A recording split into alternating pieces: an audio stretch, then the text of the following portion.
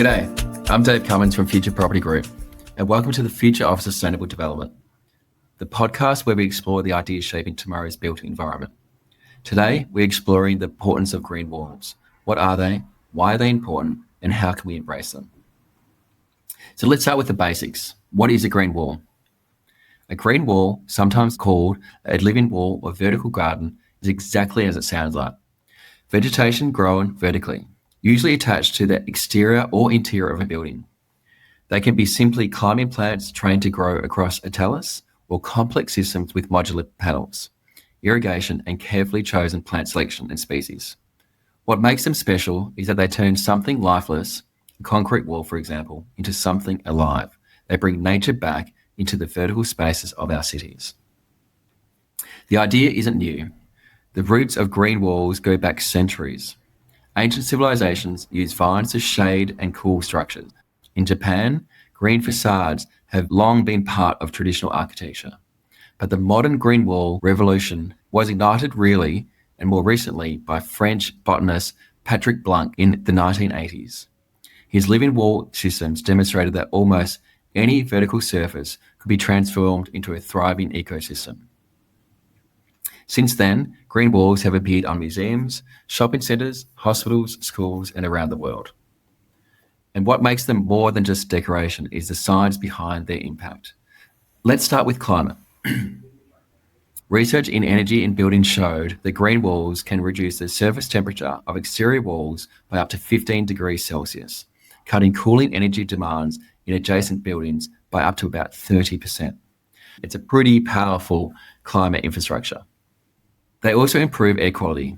A study in Building and Environment found that green walls significantly reduce concentrations of nitrogen dioxide and particulate matter in urban environments, functioning almost as vertical air filters for polluted streets. When you multiply that across the entire city, the health benefits are enormous. And the well-being benefits are just as strong.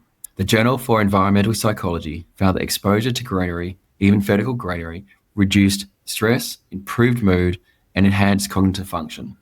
A study published in Urban Forestry and Urban Greenery showed that employees in offices with interior green walls reported higher job satisfaction, greater productivity, and lower rates of absenteeism. In other words, green walls don't just clean the air, they also lift the human spirit. And then there's biodiversity. Green walls provide habitats in dense urban areas where horizontal spaces are scarce. Research in ecological engineering documented how living walls support pollinators, birds, and insects, creating stepping stones of habitat across cities. For species survival in urbanized landscapes, vertical gardens are critical. The economic case is equally as compelling. Studies in the Journal of Sustainable Real Estate have shown that buildings with integrated green infrastructure, like green walls, command high rents and sale prices. CBRE reported that tenants are more likely to stay in sustainable buildings with occupant rates 3 to 6% higher. Deloitte Consumer Research found that the majority of Australians are willing to pay more for homes and offices that include visible, sustainable features. Green walls, then, aren't just about beauty, they're about value. So why are we seeing more green walls in every building? Part of the challenge is cost perception. Developers often look at the upfront cost installation expense and assume it won't pay back, ignoring the long-term savings in energy, maintenance, and property value. Then there's inertia. The construction industry tends to repeat what it knows, and green wall systems can be seen as new by some builders.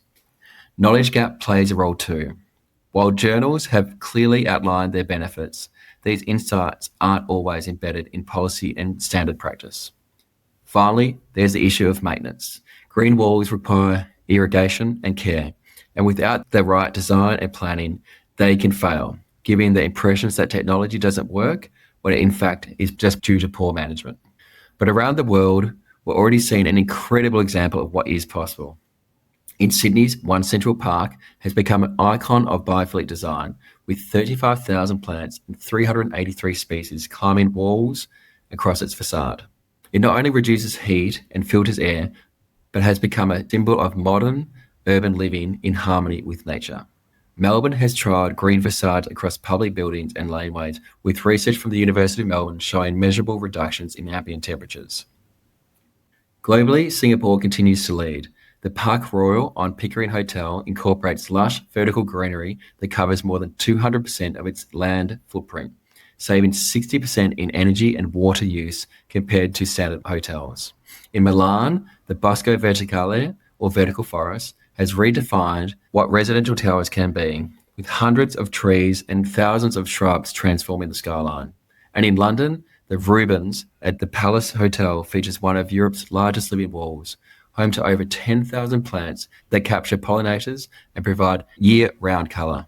So how do we embrace more green walls? First, we need to treat them not as a luxury, but as essential infrastructure. Building codes can require a minimum percentage of facade greenery in dense urban areas. Second, we need to integrate them into financial models. Green loads and sustainability-linked bonds can reward developers who commit to living walls. Third, we need standardization.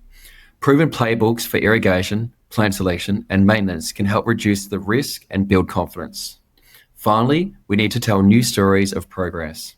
Glass and steel may have defined the 20th century, but living walls can help define the 21st century and beyond. What would happen if the built environment had more green walls? Cities would be cooler and healthier, air quality would improve, easing the burden on healthcare systems, workplaces would see more higher productivity and lower absenteeism, property portfolios would become more resilient, more valuable, and more attractive to tenants, and ecosystems would begin to sketch themselves back into the urban fabric. Green walls would transform our cities and being part of the climate problem to being part of the climate solution. The take-home message is this: green walls are not just about decoration, they're about regeneration. They are living proof that even the hardest, greyest parts of our cities can turn into sources of life. They clean our air, cool our streets, restore biodiversity, improve our health, and add value to our buildings. When we are designing with green walls, we're not just covering concrete, we are rewriting the story of our cities. We're proving that progress doesn't have to mean lifeless glass towers. Progress can mean walls that breathe, buildings that heal, and communities that thrive. Thanks for tuning in to the future of sustainable development. Join us next time as we uncover fresh research, new innovation, and best practices for building smarter, greener, and more resilient buildings. Until then, let's continue to build places that heal the land and empower communities for tomorrow.